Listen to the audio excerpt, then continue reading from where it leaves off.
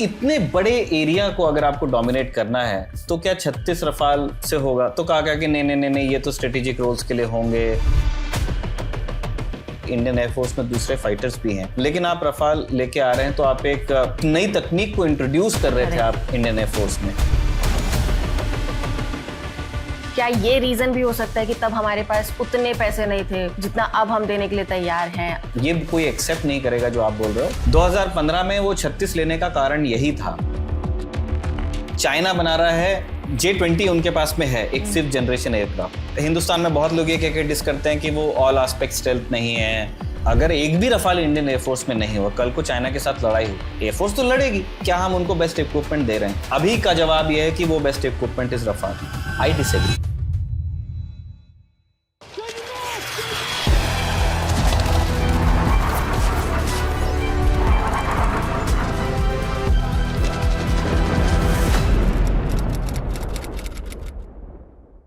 भारत में एक लंबे समय से फ्रांस के प्रधानमंत्री इमैनुअल मैक्रोन का इंतजार हो रहा था।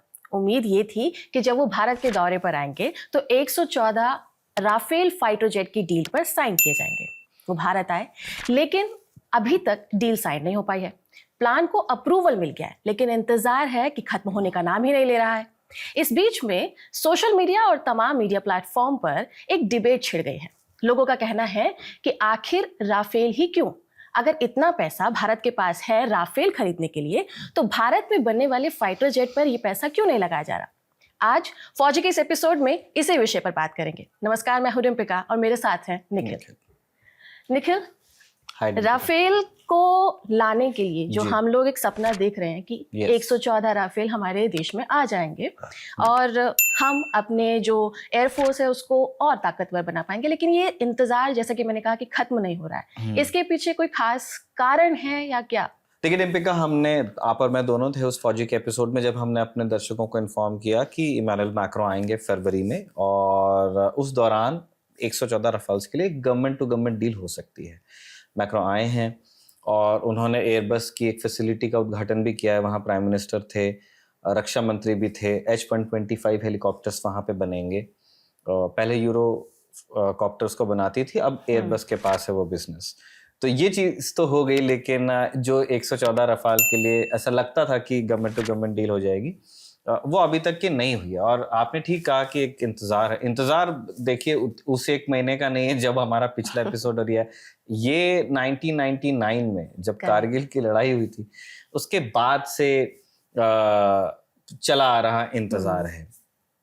क्यों नहीं हुआ उस बारे में हम बताने की स्थिति में नहीं है, लेकिन हम ये जरूर जानते हैं कि जब से ये बात कंफर्म हुई है, जो सीनियर डिफेंस बीट के जर्नलिस्ट्स हैं, उसमें स्नेश एलेक्स फिलिप हो गए और उनके साथ और लोग हो गए, उन्होंने इस खबर को ब्रेक किया था कि 114 रफाल के लिए गवर्नमेंट टू गवर्नमेंट डील होगी, और उसके बाद फिर AON भी रक्षा मंत्रालय की ओर से आ गया।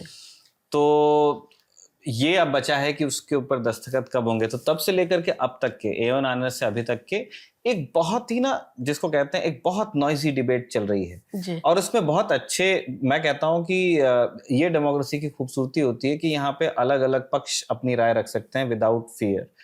तो वो हमको देखने को मिल रहा है। वो ये रहा है कि अब 2 कैंप्स हैं प्रॉपर, जो मतलब उनको आप डिफेंस बीट के जर्नलिस्ट भी उसमें आते हैं, जो लोग फॉलो करते हैं इस बीट को वो लोग भी आते हैं, जो रक्षा मामलों में दिलचस्पी लेते हैं वो लोग आते हैं, स्कॉलर्स आते हैं, और कुछ लोग शौकिया भी ध्यान रखते हैं इन सारी चीजों का।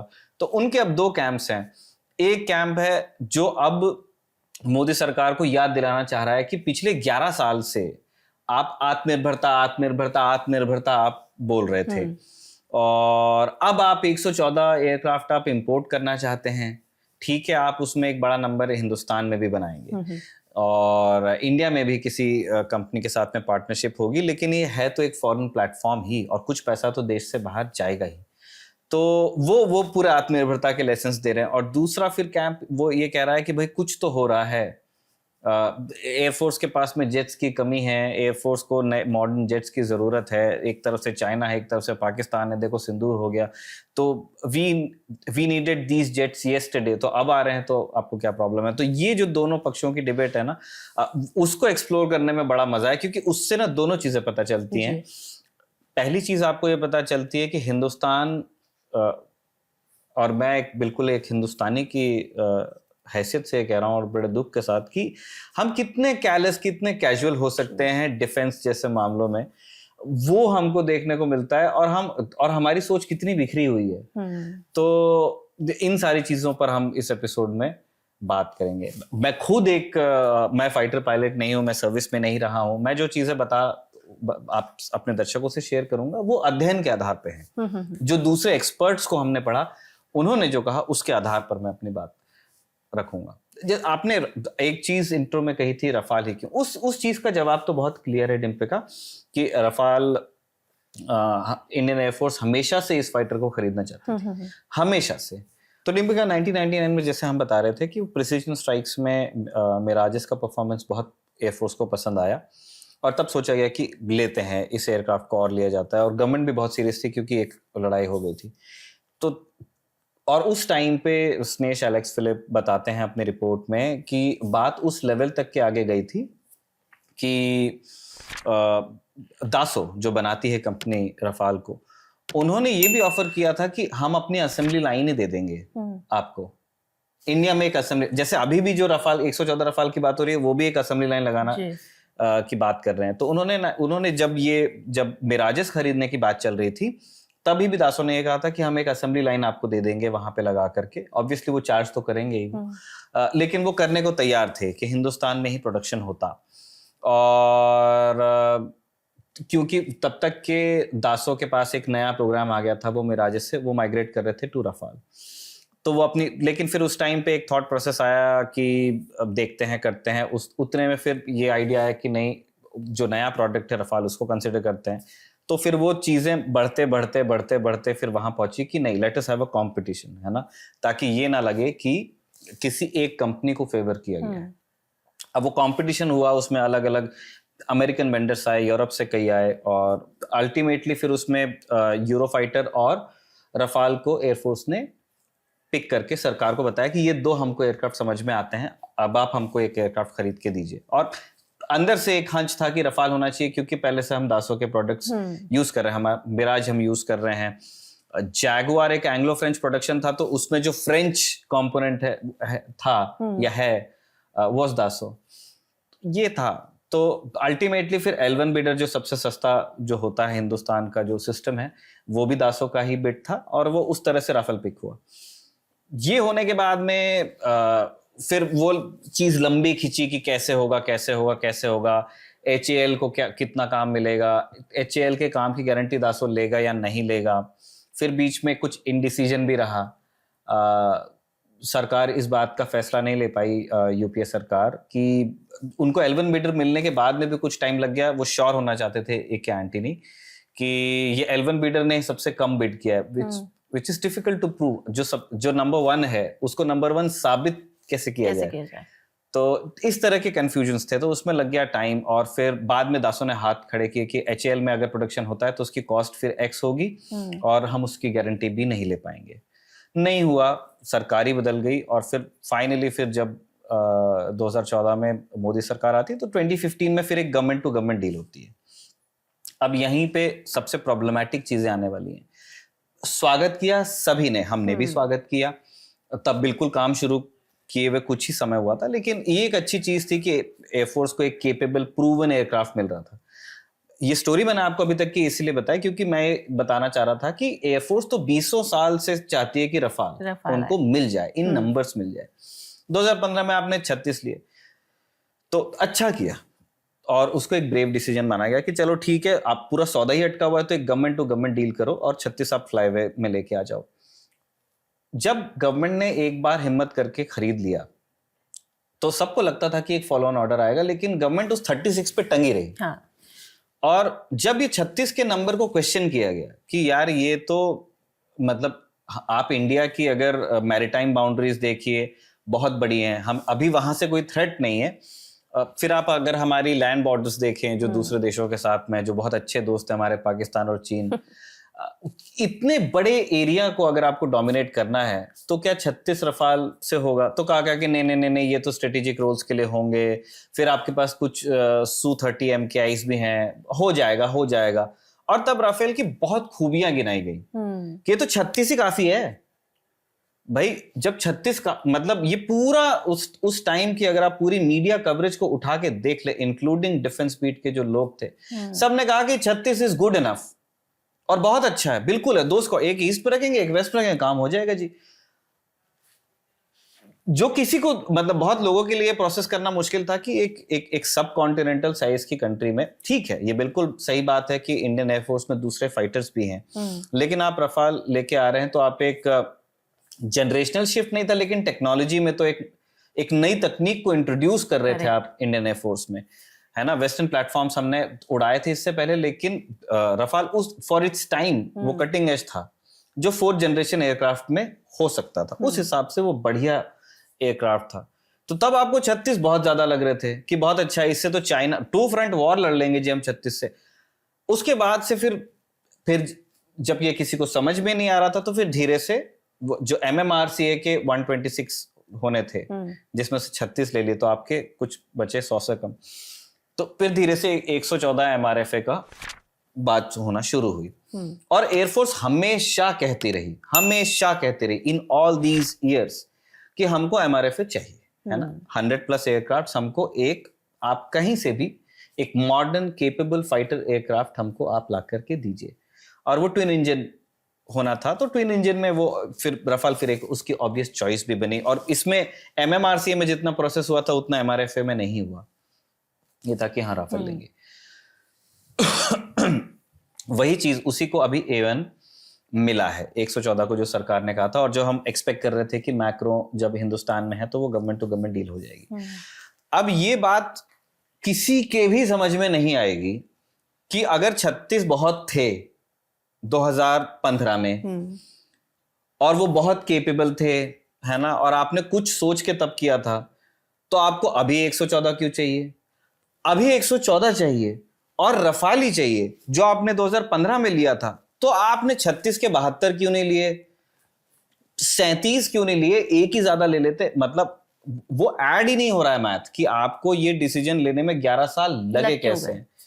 तो वो इस वजह से मतलब जो आत्मनिर्भरता और जो इंपोर्ट निर्भरता, ये जो दो कैंप्स हैं, उनके बीच में बहस का असली कारण ही है। तो इज इट लाइक कि क्या ये रीजन भी हो सकता है कि तब हमारे पास उतने पैसे नहीं थे जितना अब हम देने के लिए तैयार हैं?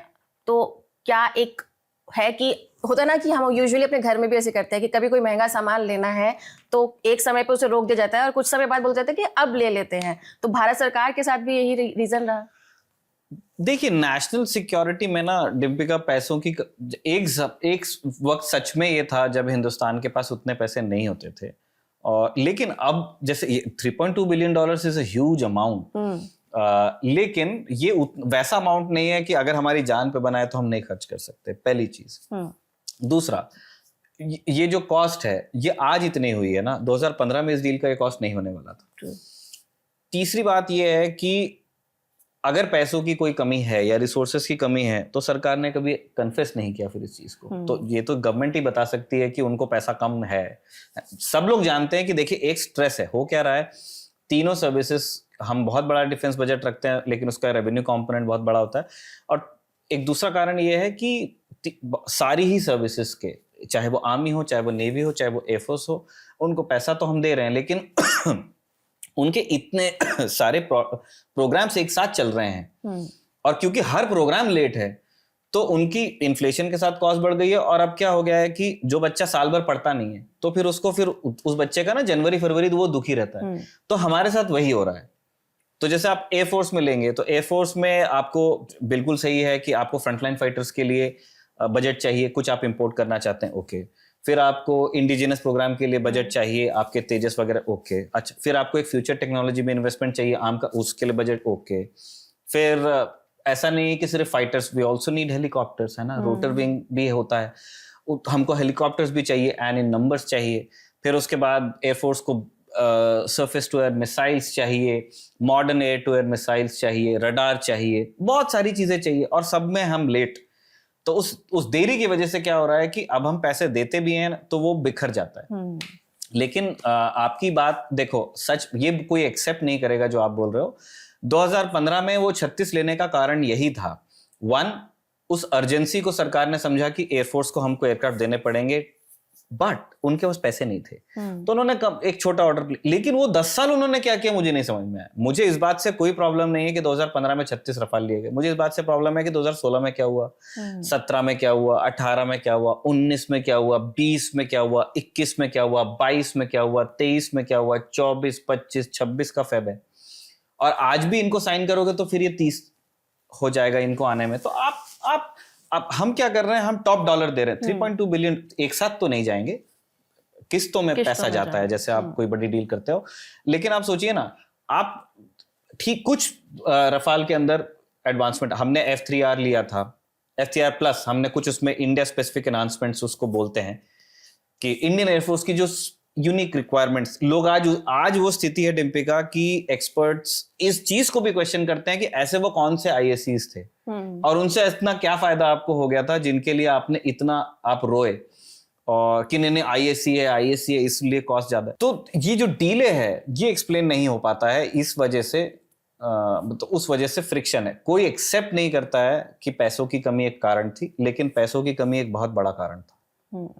इस बीच में ना हम लोगों ने एक चीज और देखी, वो ये कि अभी राफेल की जो डील चल रही है उसमें ये कहा जा रहा है कि इंडियन एयरफोर्स जो है वो और स्ट्रांग हो जाएगी, मेक इन इंडिया का जो एक सपना है वो भी हम पूरा करेंगे। लेकिन मेक इन इंडिया के सपने में हमारे अपने बनाए फाइटर जेट्स भी आते हैं, जिन पर हम देख रहे हैं कि उतना इन्वेस्टमेंट नहीं हो पा रहा है। सबसे बड़ा ऐतराज उन्हीं वेल विशर्स की तरफ से आया जिन्होंने कहा है कि फिर मेक इन इंडिया का क्या होगा, आत्मनिर्भरता का क्या होगा। कोई देखिए, मुझे पर्सनली मैं तो पढ़ के अध्ययन के आधार पे बता पाता हूं कि क्या हो रहा है या उस पर राय क्या है, कुछ अपनी जानकारी भी उसमें जोड़ने की कोशिश करता हूं। लेकिन ये इस बात को लेकर के हम इस चीज को क्वेश्चन नहीं कर रहे हैं कि क्या एयरफोर्स को रफाल मिलना चाहिए, है ना। हम बस इस डिसीजन मेकिंग का जो हिला हवाली जो हुई है इतने सालों की, हम उस चीज को क्वेश्चन कर रहे हैं। आपने पूछा कि आत्मनिर्भरता का क्या होगा, इंडिजिनस प्रोग्राम्स का। अभी मैंने कुछ देर पहले लिस्ट गिनाई थी कि आपके तेजस प्रोग्राम हमारा चल रहा है, तेजस के हमने 2 बड़े बड़े ऑर्डर्स दिए हुए हैं HAL को। फिर उसके बाद में और तेजस का मार्क 1 की डिलीवरीज होती आई हैं, और मार्क 1 की डिलीवरी एयरफोर्स अभी एक्सेप्ट कर नहीं रही है। उन्होंने 4 या 5 बना के रखे हुए हैं HAL ने, और ये सुनने को मिल रहा है कि जो वेपन इंटीग्रेशन इंडियन एयरफोर्स चाहती है कि उसमें अस्त्र मिसाइल लग करके आए, है ना, वो अभी तक के HAL डिलीवर नहीं कर पाया। कुछ इश्यूज हैं। पिछले दिनों आप याद कीजिए कि जब ये बात सामने आई थी कि AMCA प्रोग्राम की जो प्रोटोटाइप बिल्डिंग है, जो 5 प्रोटोटाइप सरकार बनवाना चाहती है, उस प्रोग्राम से HAL को बाहर किया गया प्रोटोटाइप बिल्डिंग से। मैं फाइनल प्रोडक्शन की बात नहीं। तो HAL के शेयर क्रैश किए। तो HAL के फिर जो मुखिया थे वो प्रेस के सामने आए और HAL की तरफ से बयान भी जारी किए गए, और जब वो बयान जारी किया गया तो उसके अंदर बताया गया कि जो Mark 1 A's हैं उनके ऑलमोस्ट हमने सारे इश्यूज। तो जब आपने ऑलमोस्ट बोल दिया तो इसका मतलब कुछ ना कुछ ऐसी चीज है जो आप फाइनल पे नहीं पहुंच पाए हो। तो Mark 1 A का वो स्थिति है। फिर एक Mark 2 है, which is actually the aircraft which IAF wanted। तेजस को हमेशा, ये तेजस Mark 1 को हमेशा एक टेस्ट बेड होना था फॉर टेक्नोलॉजीज, कि हमारे हिंदुस्तानी साइंटिस्ट्स ने एक डिजाइन बनाया और हमारे इंजीनियर्स ने उसको प्रोड्यूस किया, हमारी कंपनी वेंडर्स उसमें आके जुड़े, हमारी एयरफोर्स उसको उड़ा रही है, और इस अनुभव के आधार पे हमें एक Mark 2 बनाना था जो वास्तविक वो एयरक्राफ्ट होता जो एयरफोर्स चाहती थी। बड़ा एयरक्राफ्ट थोड़ा सा, जिसकी पेलोड कैपेसिटी थोड़ी ज्यादा हो, इंजन जिसका ज्यादा पावरफुल हो, उसका रेंज हो, इस तरह से रडार उसके अंदर आप बड़ा लगा सको, इस तरह के कल्पनाएं थी। लेकिन हमको एक तो तेजस बनाने में भी टाइम लग गया, और Mark 1 और तेजस बनने में ही टाइम लग गया। तेजस Mark 1 जिसको कहते हैं, या नॉर्मल तेजस, और तेजस Mark 2 इतना दूर दिख रहा था सबको, मतलब कोई बोलता नहीं था। सब आप तेजस पुराने अगर आप प्रेस रिलीज उठा के देखोगे तो Mark 2 तो 2022 में डिलीवर हो रहा था। तो बोल देते हैं लोग, वो डेडलाइंस कभी कोई हिट नहीं कर पाया। तो Mark 2 का क्या हुआ कि इतना ये आडा के लोग देख रहे थे, HAL के लोग देख रहे थे, फोर्सेस के लोग भी देख रहे थे, स्पेसिफिकली IAF और MOD ऑल्सो कुड सी कि ये Mark 2 is not going to happen any time soon, उसमें टाइम लग जाएगा। तो फिर एयरफोर्स का मन थोड़ा खराब हुआ कि हमने इतना अपने ऑफिसर्स को आपके साथ में इन्वेस्ट किया हुआ है, हम अपने बजट का एक हिस्सा दे रहे हैं आडा को, एचएएल को, डीआरडीओ को, और डिलीवरी है नहीं। जो हमको जो एयरक्राफ्ट चाहिए वो आप बता रहे हो कि उसका प्रोटोटाइप भी बनने में टाइम है, आप हमको दे रहे हो टेस्ट बेड या एक जो नॉर्मल ड्यूटीज के लिए आपको जो एयरक्राफ्ट इस्तेमाल होगा। तब मनोहर पर्रिकर जो रक्षा मंत्री थे, अब इस दुनिया में नहीं है, उन्होंने एक कॉम्प्रोमाइज करवाया एचएएल, आडा और आईएएफ के बीच में कि मार्क 2 और मार्क 1 के बीच की कुछ कैपेबिलिटीज पर आप अग्री कर जाइए और आप कुछ डिलीवरीज मार्क 1 एस की ले लीजिए। उसको मार्क 1 ए इसलिए नाम दिया, एयरफोर्स चाहती थी कि मार्क 1 के बाद मार्क 2 बने। अभी मार्क 2 का प्रोटोटाइप का फर्स्ट फ्लाइट नहीं हुआ। तो जब पर्रिकर साहब ने कहा तो फिर थोड़ा सर्विसेज ने भी इस बात को समझा कि नहीं, हमको ध्यान देना चाहिए, थोड़ा सा इंडियन इंडस्ट्री को भी हेल्प करना चाहिए, और एयरफोर्स ने एक वो दिल पे पत्थर कि हाँ चलो ठीक है करते हैं। लेकिन अब वो मार्क 1 ए जो अपने आप में कॉम्प्रोमाइज था, वो एयरफोर्स के पास में नंबर्स में नहीं पहुंचा है। तो ये हमारे इंडिजिनस प्रोग्राम्स की ये स्थिति है। मार्क 2 मैंने आपको बता दिया, उसके लिए बजट्स निकले हुए हैं उसके प्रोटोटाइप के लिए, लेकिन प्रोटोटाइप की अभी फर्स्ट फ्लाइट हुई नहीं, और फर्स्ट फ्लाइट के बाद बहुत समय लगता है एयरक्राफ्ट को सर्टिफाई होने में। फिर एक आर्म का है जो हमारा अपना स्टेल्थ फाइटर होगा, 5th जनरेशन एयरक्राफ्ट, वो है, वो चल रहा है। उसके अंदर उसमें सरकार ने सोचा है कि प्रोटोटाइप्स में एचएएल नहीं होगा, 3 या 4 कंसोर्शियम होंगे जो प्रोटोटाइप बनाएंगे 5, और फिर उसके बाद में सिलेक्ट होगा और वहां पे डिजाइन लॉक होगा और फिर उसको सीरियल प्रोडक्शन के लिए दिया जाएगा। फिर एलसीए जैसा था वैसे ही नेवी के लिए नेवल एलसीए आया, जो एक सिंगल इंजन फाइटर था, जिसको हमने आईएनएस विक्रांत के ऊपर लैंड करके भी दिखाया। जो नेवी के टेस्ट पायलट्स थे बहुत सीनियर, जयदीप मावलनकर सर वगैरह, इन लोगों ने वो मनूवर करके दिखाए हैं। लेकिन नेवी इस बात को लेकर के हमेशा से बहुत श्योर थी कि हमको सिंगल इंजन एयरक्राफ्ट का काम इसलिए नहीं है क्योंकि नेवी के पास रिडंडेंसी चाहिए। उनको जैसे वो आसमान से गिरेंगे तो जमीन पे नहीं गिरेंगे, वो समंदर भी उतना ही गहरा होता है, तो इट्स लाइक 2 होराइजन्स। तो इसलिए नेवी सेफ्टी को एक प्रीमियम पे रखती है। उनको रेंज का बड़ा काम होता है, क्योंकि अगर एक एयरक्राफ्ट कैरियर के डेक से जहाज उड़ा तो उसको बहुत देर तक हवा में रहने की जरूरत पड़ेगी, तो फिजिकली भी एयरक्राफ्ट को थोड़ा बड़ा होना पड़ेगा। एक इंजन चला गया तो दूसरा इंजन होना चाहिए, इसलिए deck based fighters generally twin engine होते हैं। सिंगल इंजन भी यूज कर रहे हैं यूएस में, F-35 सिंगल इंजन वो लोग यूज कर रहे हैं, लेकिन फिर उनकी टेक्नोलॉजी का लेवल अभी दूसरे जगह पे है। तो फिर आया है Ted-BF, twin engine deck based fighter. ये भी आडा, एचएएल, डीआरडीओ, इन सबको ही मिलके करना है। तो ये एक और, तो ये मैंने फिक्स विंग फाइटर्स आपको बताए हैं, फाइटर्स। फिर इसके बाद ट्रांसपोर्ट में जाएंगे तो एक एमटीए प्रोग्राम अलग चल रहा है। फिर ट्रेनर्स में जाएंगे तो ट्रेनर्स के प्रोग्राम चल रहे हैं। रोटर्स में जाओगे तो एक मीडियम वेट हेलीकॉप्टर पे काम चल रहा है ना। अभी ध्रुव है हमारे पास में, एक बड़ा हेलीकॉप्टर बना, और एलयूएच उन्होंने बना लिया है, तो वो उसके बड़ी संख्या में ऑर्डर्स नहीं गए, लेकिन एलयूएच का डेवलपमेंट हो गया है और उसमें कुछ काम चल रहा है। फिर प्रचंड है जो अटैक हेलीकॉप्टर है इंडियन एयरफोर्स के पास में और इंडियन आर्मी के पास में। तो ये इनके कुछ ऑनगोइंग प्रोग्राम्स है। तो पूछने वालों का कहना यही है कि इतना काम तो यहाँ बचा हुआ है और आप इतना पैसा आप बाहर दे रहे हैं। एग्जैक्टली, मेरा भी वही सवाल था कि क्या इस डील से फिर इन्हीं सब चीजों पे इम्पैक्ट पड़ने वाला है। मुझे लगता है कि ये सही सवाल, मतलब चाहे लोग पूछ रहे हैं, लेकिन इसमें नुआंस की कमी है। देखिए डिम्पिका, हमें ये बात समझनी पड़ेगी कि कुछ चीजें हम हिंदुस्तान में बना सकते हैं और कुछ चीजें हम हिंदुस्तान में नहीं बना सकते हैं, तो उस हिसाब से कुछ इंपोर्ट करना पड़ेगा। तो ये मान लेना चाहिए कि भाई, हम लोगों को बुरा लग जाएगा सुनने में, लेकिन हम दुनिया की मिलिट्री टेक्नोलॉजी के मामले में आज, जब ये हम फरवरी 2026 में, हम दुनिया की सबसे शार्प कौम अभी नहीं है। हमें कुछ सीखना है, हमारी सीखने की नीयत है, हम एफर्ट्स कर रहे हैं, पर अभी हम पहुंचे नहीं। तो जब तक पहुंचे नहीं तब तक इंपोर्ट करना पड़ेगा, एक्सेप्टेड। और कुछ चीजें हमको घर में भी बनानी है। तो मुझे ये नहीं लगता है कि रफाल वर्सेस तेजस देख के इस डिबेट को करना चाहिए। क्वेश्चन इस चीज को करना चाहिए कि जो उत्सव 36 रफाल का मना कि नहीं, ये तो तब हमसे कहा जा रहा था कि 35 और 36 आर एनफ। फिर उसके बाद में 10 साल आपने कुछ किया नहीं, अब आप 114 मंगा रहे हो एक प्रीमियम टॉप डॉलर पे, और अभी फिर से वही सारी चीजें कही जा रही है रफाल के बारे में। कब चाइना बना रहा है J-20 उनके पास में है, एक 5th जनरेशन एयरक्राफ्ट। उसको हम हिंदुस्तान में बहुत लोग ये कह के डिस करते हैं कि वो ऑल एस्पेक्ट स्टेल्थ नहीं है, उतना स्टेल्थी एयरक्राफ्ट नहीं है, चाइनीज एयरक्राफ्ट है। लेकिन इस बारे में ठंडे दिमाग से, गंभीरता से सोच के देखना चाहिए कि एक 5th जनरेशन एयरक्राफ्ट जो शायद उतना towards the better side of things ना हो, बट एक 5th जनरेशन एयरक्राफ्ट जिसका एक जनरेशन डिफरेंस है, और दूसरा एक 4th जनरेशन एयरक्राफ्ट जो आपका रफाल होगा। आप उसको बोल के, हमने F3R लिया था, कुछ उसमें 13 चेंजेस थे, फिर F4 आया जिसके लिए डील हो रही है, और F5 जब आ जाएगा रफाल का वर्जन, तब F5 में ये भी सारे एयरक्राफ्ट अपग्रेड होंगे, ये बोल रहे हैं।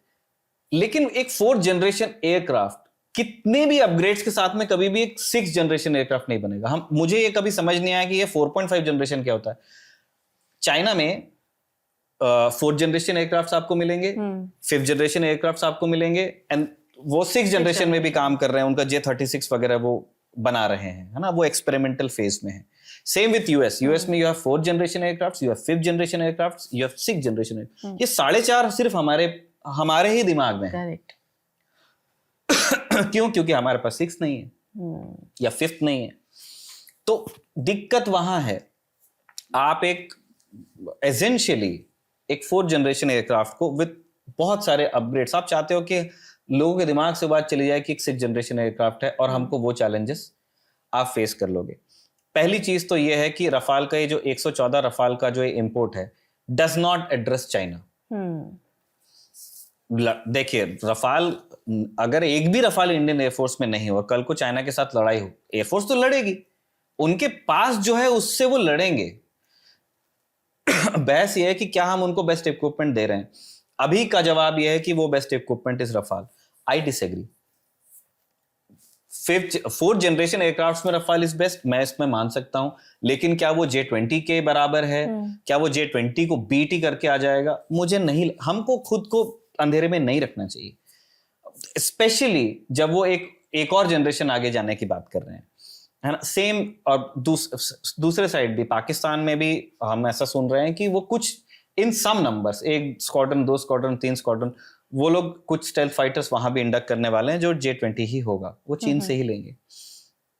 वो चीज एक है। तीसरा जो ज्यादा बड़ा प्रॉब्लम है, तो इसका आपको ये 5th जनरेशन या 6th जनरेशन थ्रेट का क्या जवाब है, उसका दिस 114 रफाल का डील डज नॉट एड्रेस। दूसरा प्रॉब्लम ये है कि, और जो बहुत ही वेल मीनिंग लोगों ने उठाया है, उनका कहना यह है कि जिन चीजों के लिए इंडियन एयरक्राफ्ट मैन्युफैक्चरर्स को, स्पेशली HAL, ADA, है ना, हम तेजस की बात कर रहे हैं, तेजस प्रोग्राम को जितनी गालियां पड़ी हैं, जितनी चीजों के लिए आपने क्वेश्चन किया है, क्या आप वैसे क्वेश्चन दासों को पूछ रहे हो? नहीं। और उन्होंने एग्जाम्पल्स दिए हैं, जैसे ये तो मैंने खुद अपने मुंह से बोल के बताया कि HAL ने डिलीवर नहीं किया, है ना। Mark 2 चाहिए था, Mark 1 दिया, फिर Mark 2 आ ही नहीं रहा था तो Mark 1A दिया, Mark 1A की भी डिलीवरी, ये तो मैं खुद बोल रहा हूँ। लेकिन जिस तरह के और HAL पे बड़ा इल्जाम लगता है कि आप बहुत रिलैक्सेशन मांगते हैं, ये भी नहीं कर सकते, ये भी नहीं कर सकते, ये भी नहीं कर सकते, छोड़ दो। अब ये बात पब्लिक डोमेन में है कि हमने दासों को कितने छूट दी। ये बात पब्लिक डोमेन में है कि जिस तरह के कंसेशंस हमने HAL को दिए, ठीक है, राफेल एक बढ़िया प्रोडक्ट है, तेजस से बेहतर है, और दासो HAL से बेहतर एक एयरक्राफ्ट मैन्युफैक्चरर हो सकता है। लेकिन अगर सिर्फ रिलैक्सेशन देने की बात है तो वो तो दासो ने भी मांगे थे, और आपने उनको भी दिए। आपने कहा 13 इंडिया स्पेसिफिक अनाउंसमेंट्स होंगे। ये 13 इंडिया स्पेसिफिक अनाउंसमेंट्स हमको करके इस जो रफाल का कीमत पे बहुत डिस्कशन होता है कि इतना महंगा क्यों, इतना महंगा क्यों, तब कहा गया कि इंडिया स्पेसिफिक अनाउंसमेंट्स, ठीक है।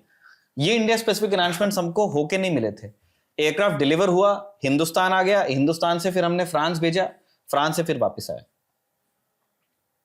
और उसमें भी आज भी क्या रफाल के डेटा लिंक को हम एक्सेस कर सकते हैं? नहीं कर सकते। क्या हमको इंडियन मिसाइल उसमें इंटीग्रेट कर सकते? मीटियोर उसमें नहीं लग रही है। मतलब दिक्कत आ रही है। बेसिकली दासो चार्ज करना चाहता है, उन्होंने मना नहीं किया किसी भी चीज, वो बोलते हैं एयरक्राफ्ट हमको दो, मिसाइल हमको दो, हम इंटीग्रेट करेंगे और ये उसका बिल होगा, आप भर दो। उनका कहना ये है।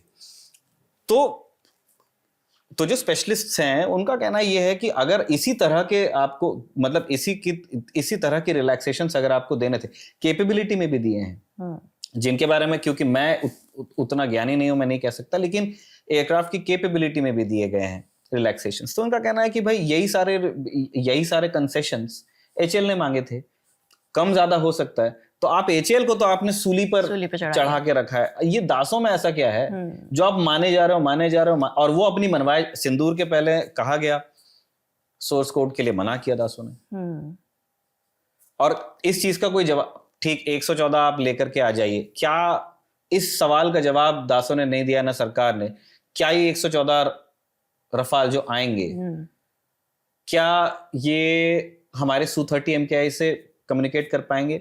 कम्युनिकेशन का मतलब मैं एक्सप्लेन कर देता हूं। बाय द वे, मैं ये नहीं कह रहा हूं कि आप Su-30 में हैं, मैं रफाल में हूं, तो हम रेडियो पे बात कर सकते हैं कि नहीं, ऑब्वियसली पॉसिबल है, लेकिन जब हमको एक सिक्योर कम्युनिकेशन लिंक चाहिए, क्या उस स्थिति में ये हो सकता है? 1 2 डेटा शेयरिंग, हमने मिराज को क्यों देखा और मिराज के सक्सेसर रफाल को क्यों देखा, उसकी एक बहुत बड़ी रीजन थी कि हम नेटवर्क वॉरफेयर में इंडियन एयरफोर्स जाना चाहती थी। सिंदूर में जो हमारी सक्सेस थी, जो हमारी सरफेस टू एयर मिसाइल्स की का जो आपने प्रदर्शन देखा कि हुआ नुकसान, कुछ पाकिस्तानी मिसाइल्स गिरी जम्मू में और बाकी जगह पुंछ में, लेकिन बाय एंड लार्ज पाकिस्तान के जो हमले थे, जो उन्होंने हम पे मिसाइल्स मारी, हम उनको हवा में नष्ट करने में सक्सेसफुल रहे। कुछ जरूर गिरी, लेकिन ज्यादा बड़ा नंबर मिसाइल्स रोक ली गई और बहुत छोटा नंबर ही गिरी।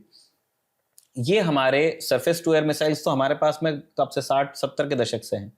वो अब इस तरह का परफॉर्मेंस इसलिए दे रही हैं क्योंकि हमने IACCS बनाया, हमने एक नेटवर्क में उनको बांधा है। तो इसी तरह से हम अपने एयरक्राफ्ट से भी एक्सपेक्ट करते हैं कि हमारे एयरक्राफ्ट आपस में कम्युनिकेट करें। एक एग्जाम्पल देके बताता हूं, से एक रफाल उड़ रहा है, उन्होंने कोई टारगेट आइडेंटिफाई किया, लेकिन उनके पास में इस पायलट के पास इस मशीन में वो मिसाइल नहीं है which is required to hit that particular target in the air और ग्राउंड। क्या ये टारगेटिंग इंफॉर्मेशन, क्या ये जो टारगेट लॉक है वो एक Su-30 को पास कर सकते हैं, विच इज बिगर एयरक्राफ्ट जिनके पास एक बड़ी मिसाइल हो सकती है?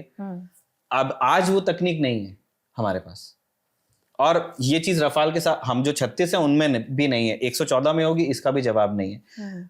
तो जो वेलविशर्स हैं, आत्मनिर्भरता के जो असली प्रोपोनेंट्स हैं, वो ये पूछ रहे हैं कि जब ये दिक्कतें तो इंपोर्टेड सामान में हैं, तो इसमें क्या कांटे लगे हैं इंडिजिनस प्रोग्राम्स में, आप उनको क्यों नहीं फंड कर रहे हो? क्योंकि ऐसा नहीं है कि सिर्फ पैसे की कमी से इंडिजिनस प्रोग्राम्स, आमका सिर्फ पैसे के लिए लेट नहीं हो रहा है, या तेजस मार्क 2 सिर्फ पैसे से लेट, वो उसके कारण बहुत हैं।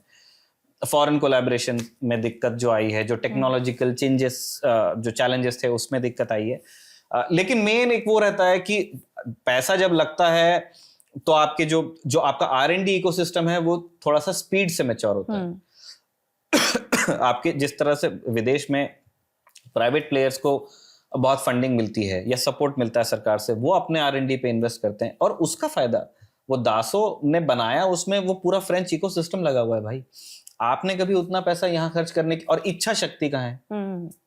अभी ये H-125 का आज वहां लग रही है, असेंबली लाइन लग रही है, बिल्कुल प्रचार किया जा रहा है कि ये हिमालय पे उतरता है, हिमालय पे उतरता है, सिविलियन यूज के लिए है भी अच्छा, लेकिन अगर ये मिलिट्री को बेचा जाता है, ये एयरक्राफ्ट, ये हेलीकॉप्टर, यूटिलिटी हेलीकॉप्टर बना के, हमारे LUH का क्या होगा जो हमने LUH हिंदुस्तान में बनाया है? तो ये इन सारे हो क्या, मैंने शुरुआत में यही कहा था कि जितना कैजुअल और कैलस अप्रोच रहा है हमारा डिफेंस प्रोक्योरमेंट को लेकर के, उसके वजह से कोई नहीं बोल रहा कि रफाल एयरक्राफ्ट खराब है, लेकिन आप पहले 36 लेते हो, 11 साल कुछ नहीं करते हो, फिर आप 114 लेते हो, 114 लेने में भी आप इतने सारे पैसे देते हो, लेकिन कैपेबिलिटी फिर भी वो नहीं आ रही जो आप मांग रहे हो इंडियन वेंडर्स से। तो बात घूम फिर के वहीं की वहीं अटक रही है। वही अटक, और फिर इसमें एक तीसरा, ये तो चलो आत्मनिर्भरता वर्सेस इंपोर्ट निर्भरता वाली डिबेट है, तीसरा पक्ष जो रिसीविंग एंड पे है वो है एयरफोर्स। एयरफोर्स बेचारी, एयरफोर्स का कहना यह है कि एयरफोर्स को तो मशीन चाहिए, है ना, पायलट्स उनके पास में है ट्रेंड, आप उनको जितनी अच्छी मशीन्स दोगे, जितने अच्छी मशीन्स दोगे उतने अच्छे वो मिशंस आपके लिए करके लेके आएंगे। तो एयरफोर्स का हमेशा से, एयरफोर्स ने कभी नहीं कहा कि हमें ये कंपनी चाहिए और ये एयरक्राफ्ट चाहिए और इसमें पहिए इतने होने चाहिए। एयरफोर्स ने हमेशा कहा कि हमको एक ऐसी मशीन चाहिए जो हमारी ऑपरेशनल रिक्वायरमेंट के हिसाब से हो।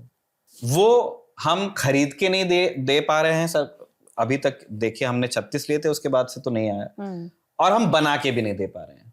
और क्योंकि हमने खरीदने में 11 साल लगा दिए और उससे पहले भी और साल लगाए थे, 1999 से चल रहा है काम, है ना। उसमें वाजपेयी टेन्योर आता है, उसमें मनमोहन सिंह का टेन्योर आता है। आप तेजस प्रोग्राम जाएंगे, तेजस प्रोग्राम तो इंदिरा गांधी से चालू हुआ था। तो और उसके बाद फिर मोदी सरकार के 2 कार्यकाल आते हैं, तीसरे कार्यकाल में सारी बात चल रही है। तो आप खरीद के भी नहीं दे रहे हो और जो बना भी नहीं रहे हो, तो वो फंस गई है बात। तो जो देरी है वो और देर होती जा रही है। एग्जैक्टली इसीलिए एवरीबडी इज वेरी एंग्री। जो लोग आत्मनिर्भरता में मानते थे, जो इंडिजिनस प्रोडक्शन के प्रोपोनेंट थे, जैसे जिनका मैंने मावलनकर सर की मैं बात कर रहा था, भाई उस व्यक्ति ने अपने जीवन का रिस्क लिया। हमारे यहाँ नेवल फाइटर कभी बनाया नहीं गया था डेक बेस्ड। और तो जो उसकी जो एक्सपेरिमेंटल फ्लाइंग हुई है उसकी, कि ये उड़ के कैसा बिहेव करेगा, विच इज अ वेरी, वो खुद एक टेस्ट पायलट रहे हैं, अभी रिटायर हो गए। तो उनकी at great risk to his life, और उनके जैसे बहुत सारे पायलट्स ने उस मशीन को वहां तक के पहुंचाया। और उस तरह के प्रोग्राम्स में हमें कुछ भविष्य आगे नजर आ नहीं रहा है। वो एफर्ट गया कहाँ हमको नहीं पता चल रहा है। और और यही चीज इंपोर्ट करने के लिए जो लोग कह रहे हैं, उनके मन में भी है कि एयरफोर्स इतने साल से, कारगिल की लड़ाई को अभी 26 साल हो गए, अभी तक आपने नया एयरक्राफ्ट नहीं दिया इन नंबर्स, है ना। 2 स्क्वाड्रन दिए आपने, तो 2 स्क्वाड्रन तो इंडिया के साइज के हिसाब से कुछ नहीं है। चाइना का आपने बता ही दिया। yes. तो अभी हमारा तो जो भिड़ंत है वो चाइना पाकिस्तान, और पाकिस्तान का सपोर्ट कर ही रहा है चाइना जी। तो जो ये लड़ाई है तो वो हम हमेशा ही पीछे ही रह जाएंगे, ऐसा तो नहीं कह पॉसिबल होगा, लेकिन कितना स्ट्रांगली इस लड़ाई को अपन लड़ सकते हैं? देखिए, हम लड़ाई में पीछे नहीं रहेंगे, ये मैंने नहीं कहा कभी भी कि विल लूज दैट बैटल। लड़ाई तो सिंदूर में सबने देख लिया, कौन पीछे था कौन आगे था, वो बात मैं नहीं कह रहा हूँ। मैं कह रहा हूं कि एक जो फॉरवर्ड थिंकिंग, एक जो नेशनल सिक्योरिटी के लिए जो अप्रोच होती है, जो इस तरह की कॉम्प्लिकेटेड प्रोग्राम्स के लिए होनी चाहिए, कि एक फाइटर प्रोग्राम एक नेशनल रिस्पॉन्सिबिलिटी होती है, चाहे किसी पार्टी की सरकार हो, चाहे अधिकारी कोई हो, और चाहे सैनिक हो या इंजीनियर हो या वैज्ञानिक हो। तो वो जो एक स्ट्रेटेजिक थॉट चाहिए कि हमको कैसे प्रोजेक्ट्स को एग्जीक्यूट करना है, हमको कैसे 20 या 22 साल 25 साल 30 साल आगे देखना है, उस हिसाब से, और जेब में जितना पैसा है उस हिसाब से, क्या इंडिया में बनेगा क्या बाहर से आएगा, और एक लंबा प्लान बनाओ, और तब आप ऐसे पीस मील अप्रोचेस से बचोगे। हम उस मामले में पाकिस्तान और चीन से पीछे चल रहे हैं। लड़ाई में तो मैंने पहले भी कहा, मैं अभी भी कहता हूं कि जिस दिन होगी लड़ाई उस दिन तो फैसला हो जाएगा, और जो होगा हमारी एयरफोर्स के पास में बाकी सर्विस, वो तो जाएंगे लड़ने, वो मना नहीं करने वाले कि मेरे को रफाल नहीं दिया तो मैं नहीं जाऊंगा, या मैं मार्क 2 ही उड़ाऊंगा, मैं मार्क 1 ये कभी नहीं कोई कहने वाला है आपको यूनिफॉर्म वाला। हमारी रिस्पॉन्सिबिलिटी है एज अ नेशन कि उनके हाथ में बेस्ट मशीन हो। वो आदमी जान देने जा रहा है भाई अपनी, रिस्क तो लेके जा ही रहा है। ये जो बेस्ट की बात हो रही है, और राफेल को हमने जितना सजा धजा के दिखाया है जनता के सामने, ये बेस्ट की कैटेगरी में राफेल के अलावा हमारे पास क्या और अच्छे ऑप्शंस हो सकते थे या हैं? उस चीज का जवाब तो जब MMRCA के लिए कंपटीशन चल रहा था, उसमें एयरफोर्स ने ही खुद दिया। एक प्रॉपर कंपटीशन हुआ था MMRCA में, दुनिया भर के फाइटर्स को कंसीडर किया गया था, और उस कंपटीशन का विजेता है राफेल। तो राफेल तो सही है उस हिसाब से, मतलब वो पसंद किया एयरफोर्स ने उसकी खूबियों को, उसकी क्षमताओं को देख के, है ना। उसके कंपेरेबल प्लेटफॉर्म्स, ट्विन इंजन बहुत सारे हैं बाहर, आप देख लीजिए। मतलब हमारे पड़ोस में राफेल की तुलना आप किससे करेंगे? मुझे शायद बांग्लादेश यूरोफाइटर लेने वाला है, आई डोंट नो, वहां वो लोग इंडक्ट करने की सोच रहे हैं। पाकिस्तान के पास में राफेल इक्विवेलेंट अभी नहीं है, उसके पास राफेल से कम अच्छे कुछ एयरक्राफ्ट्स हैं। जैसे मैं मानता हूं कि F-16 और राफेल में है 18-20 का फर्क। F-16 इज 18, राफेल इज 20, क्योंकि है मॉडर्न टेक्नोलॉजी है। चीन हमसे बहुत आगे है इन सारी, और चीन के पास फिर नंबर्स भी हैं।